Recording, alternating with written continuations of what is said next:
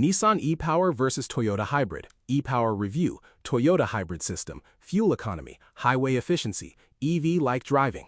Is Nissan's e-Power actually better than Toyota? Here's the twist. E-Power can feel like the better hybrid in the first 5 minutes, and then Toyota can quietly beat it over the next 5 years.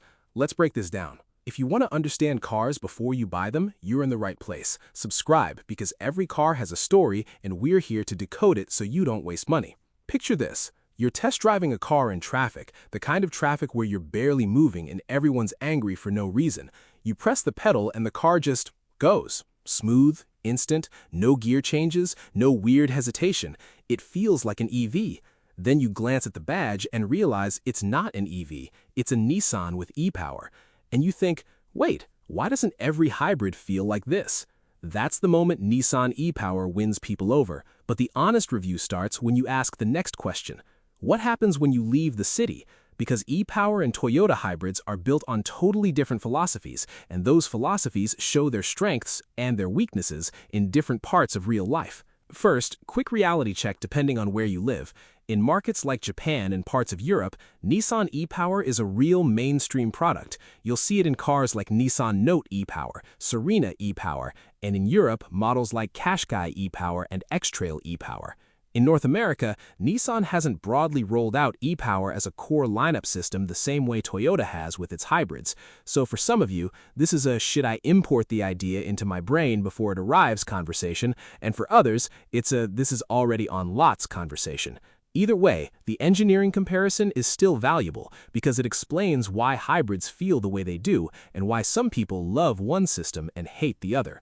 Now, what is e-Power in plain English? Most hybrids you've driven are parallel hybrids, meaning the engine can drive the wheels and the electric motor can drive the wheels, sometimes together. Toyota's mainstream hybrid system is a very refined version of that idea using a power split device, the famous planetary gear set with motor generators, so it can blend engine power and electric power smoothly. Nissan e-Power is different. E-Power is basically this. The wheels are driven by an electric motor, period. The engine's main job is to generate electricity. So the engine is not usually mechanically pushing the car down the road, it's acting like a generator plant. That's why e-Power feels so EV-like in city driving, because the thing actually turning the wheels is an electric motor, not a transmission constantly deciding what to do. If you want a simple mental image, imagine two cars side by side in your head. On the left, a Toyota hybrid. Engine and electric system are both part of the drive path to the wheels. On the right, e-Power car. Engine is mostly a power source, electric motor is the driver. Now ask yourself, which one would feel smoother creeping through traffic? Exactly. That's e-Power's superpower, drivability. But here's the part nobody tells you in the sales pitch. That electric motor-only drive also means you often have an energy conversion chain that looks like this. Gasoline engine makes mechanical power, generator turns it into electricity, electricity goes through power electronics, motor turns it back into mechanical power at the wheels. And every conversion step has losses, heat losses, efficiency losses. Not huge all the time, but real. So here's the honest question that decides better. When you're cruising on the highway for an hour, do you want to convert energy twice? Or do you want the engine to send power more directly to the wheels? That's why Toyota often has the advantage on steady highway driving. Toyota's hybrid system can more often run the engine in a direct mechanical path during cruise, with the electric side assisting in smoothing. Nissan e-Power is more likely to be running the engine to generate electricity to feed the motor, especially as speed and load rise. And this is where it gets interesting. The same thing that makes e-Power feel amazing in city can be the thing that makes it less impressive on the highway. Let's talk about what you'll actually feel. Around town, e-Power often feels like instant torque, smooth start from a stop, strong regen feel when you lift off, less engine doing engine things in response to your foot. If you've ever driven a hybrid that felt like it was constantly negotiating between engine and motor, e-Power can feel more consistent because the motor is always the one doing the pushing. Now, here comes the hidden moment that reveals the trade-off. You're on the highway at 70 or 75, you're holding speed. Then you hit a long grade or a headwind. Nothing dramatic, just real life. In a Toyota hybrid, the engine can increase load and the system blends assistance. It can still sound a little e-CVT-ish under heavy acceleration, but at steady cruise, it tends to feel calm and efficient. In an e-power car, the engine may rev in a way that feels detached from speed because it's responding to electricity demand and battery state of charge, not directly to wheel speed, the way your brain expects. So you can get this weird sensation. You're not accelerating much, but the engine gets louder anyway. Not because something is broken, because the system decided it needs to generate power now. Question: does that bother you? Some people don't care at all. They just want the smoothness off the line and the EV-like feel in traffic. Other people hate anything that feels detached. They want engine sound to match speed and foot input the normal way.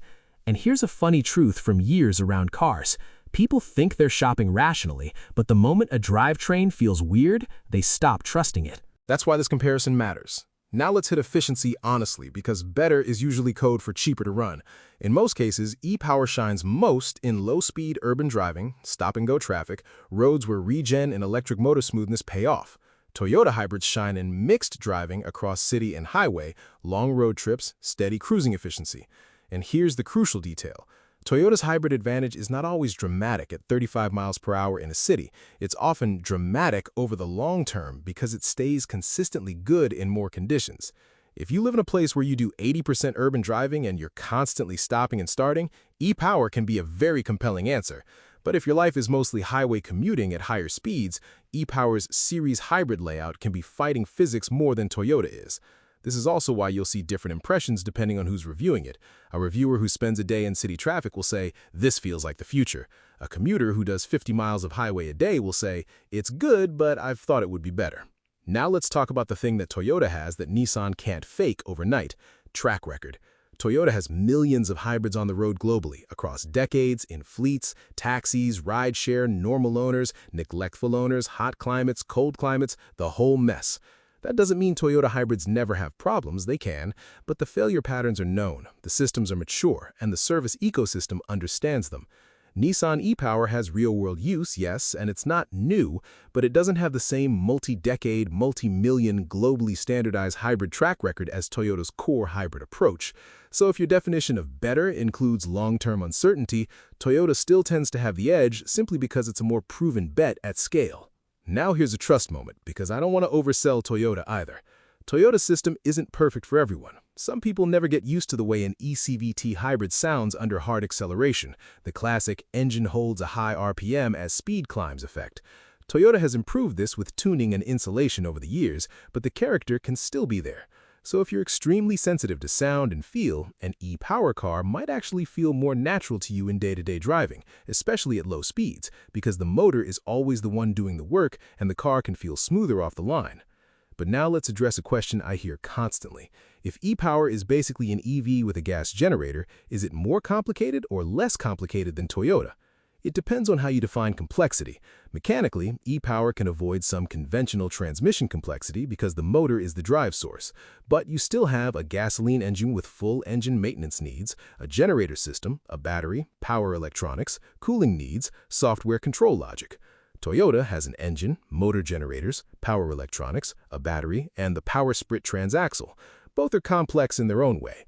The difference is Toyota's particular complexity has been refined for a long time and has a strong reputation for durability, especially the transaxle design. So the real question isn't which is simpler. The real question is which is more mature and more tolerant of average ownership. And that's where Toyota tends to win in the long game. Now let's do myth-busting, because this topic gets wrecked by bad comparisons. Myth 1. E-Power is a PHEV. No, e-Power is not a plug-in hybrid. You don't charge it from the wall. It's a series hybrid that makes its own electricity from gasoline. Myth 2. If it feels like an EV, it must be as efficient as an EV. Wrong. Feel like an EV is about the drive motor. Efficiency is about energy source and conversion losses. A pure EV that charges from the grid can be extremely efficient because you're not converting gasoline into motion through a heat engine. Once you're burning gasoline, you're dealing with engine thermal efficiency limits, and then if you convert that engine power into electricity and back, you add additional losses. So e-Power can feel like an EV without having EV-level energy cost per mile. Myth 3. Toyota hybrids are outdated because they're not EV-like. Wrong framing. Toyota's hybrid system is designed to be efficient and durable in as many conditions as possible, not to feel like an EV at all times. Sometimes that makes it feel less cool, but it's part of why the ownership story is so strong. Now, real buyer advice, because this is where the honest review becomes useful. If you're trying to decide whether Nissan e-Power is better than Toyota, ask yourself these 5 questions. 1. Where do you drive? If you live in dense city traffic and do lots of stop and go, e-Power's EV-like drive can be a real daily quality of life upgrade. If you do lots of highway at 75 plus, Toyota's system often holds efficiency and calm better. 2. Are you sensitive to drivetrain sound? If engine sound and connected feel matters a lot, you need to test both on a hill at highway speed. That's where e-Power can feel either smart or annoying depending on your personality. 3. What's your fuel cost priority versus convenience priority? Toyota often wins the broad efficiency game. E-Power often wins the EV feel without plugging in game. 4. How long will you keep the car? If you keep cars a long time and you want the lowest uncertainty, Toyota's track record matters. If you lease or keep a shorter term and you want daily smoothness, e-Power can be very appealing. 5. Do you have access to charging? This is the elephant in the room. If you can charge at home, you might be comparing the wrong things entirely, because a pure EV could beat both financially in operating costs depending on electricity rates and depreciation.